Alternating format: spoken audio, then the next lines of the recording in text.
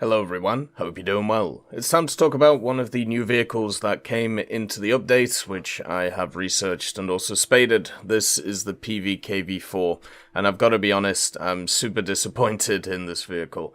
All of the other PVKVs, the 3 and of course the 2 are some of my favourite vehicles in the Swedish tree, so when the PVKV IV came in, I was thinking it's going to be a similar experience, but unfortunately, it just isn't. There is a few factors which pretty much destroy its gameplay and make it an incredibly hard vehicle to use. And also, at 3.7, you have so many banger vehicles right now for the Swedish, it's actually very hard to fit it in the lineup, whether it's the T-34, the Panzer IV, the Sav, or of course the Sherman. Why would you pick the PVKV IV over any of them?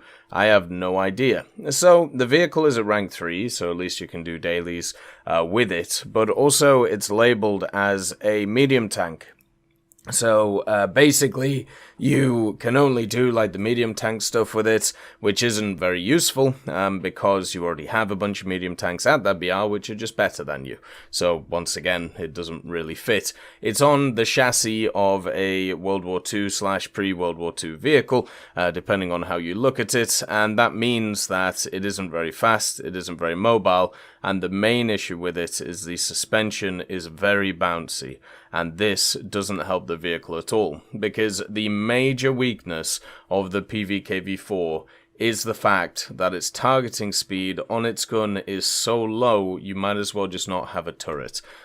Even when fully spaded, the vehicle's rotation speed is 3.8 degrees per second. Its vertical guidance is also incredibly poor, and this basically means that you find it very hard to get the gun on target. So if you ever are in a position where you have to jiggle peek, or if you ever are in a position where you kind of have to, get the gun on target quickly, it just won't happen and you'll die. You also have absolutely no armor on it, 50mm on the front in the nice areas, but because the turret is super easily penned, you'll just die, and it will just suck.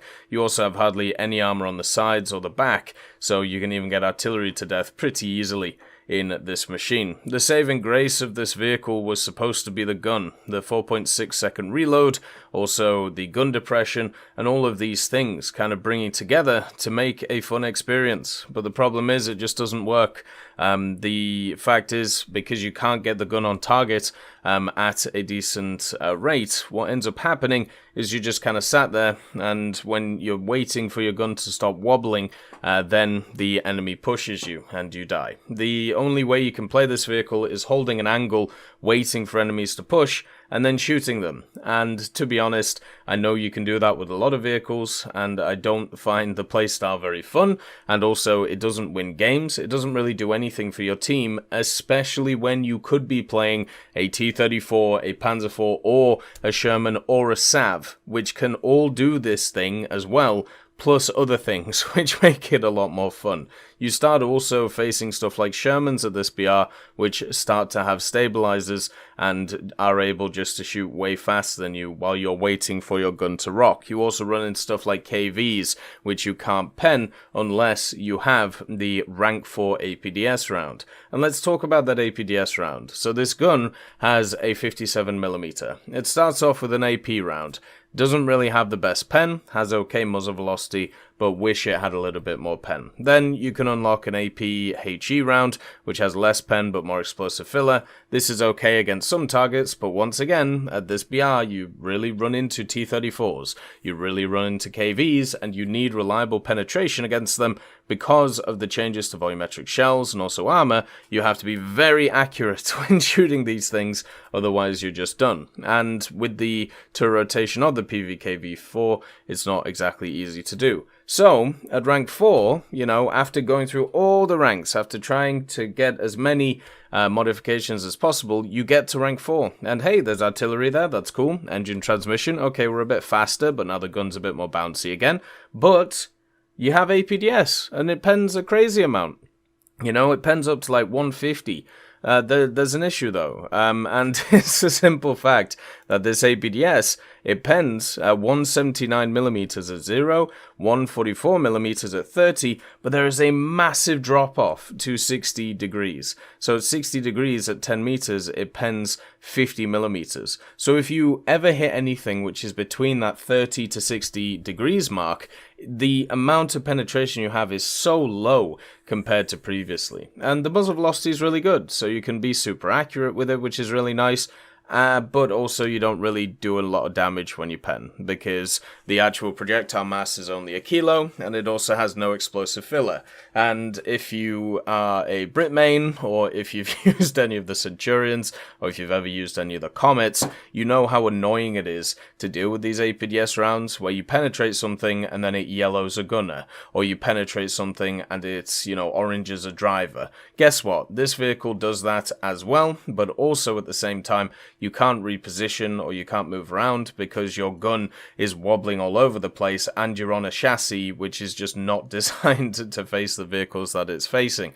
So what ends up happening is the first shot you get off, you have to aim for the gunner and the driver. After that, you can finish them off with a quick reload, which is how I found it to be useful. But if you don't do that and you slightly miss the shot, or you hit an area which is slightly more angled than some others, then your round just does absolutely nothing.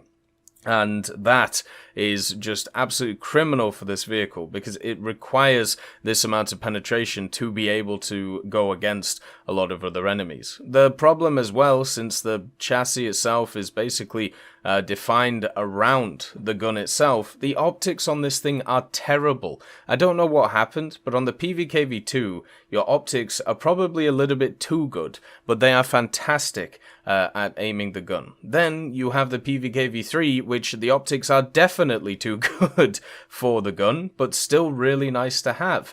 And then you get this thing, and the optics are the worst in the bunch, even though you have the highest muzzle velocity round, even though you have the gun which is more designed for ranged combat. For some reason, the optics are the worst out of all of them, and it just makes the experience awful. So you have to set up in a position, you have to use the APDS to be able to pen stuff. A lot of the time it doesn't pen stuff, especially on the move if you have higher ping, and then also you don't do any damage when you do hit it. Usually when it comes to these vehicles, for example the Turan, I'll go a 2.5 to 1, I'll usually have a positive win rate around this BR depending on the lineup that I have.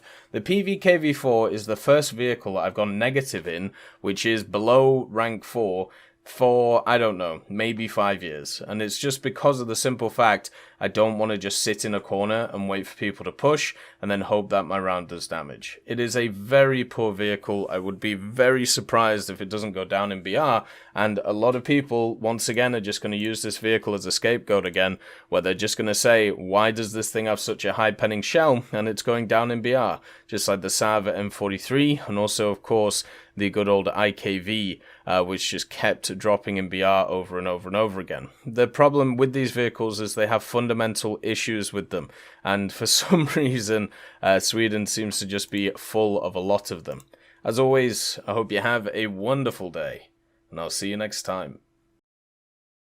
I'd just like to thank Brendan Quinn, Vilneus, Character Fuel, Juan the Panda, Carrion Crow, Gus Irenicus, Pyman, Merciless Reaper, Orange Tail, Teddy, Daniel Stanton, Moxie, B. Young, Bareen, Peter Grayling, Alan Hacker, Sem Alslan, Uncle Bean, and Derek R., and also Lafouche for supporting the channel.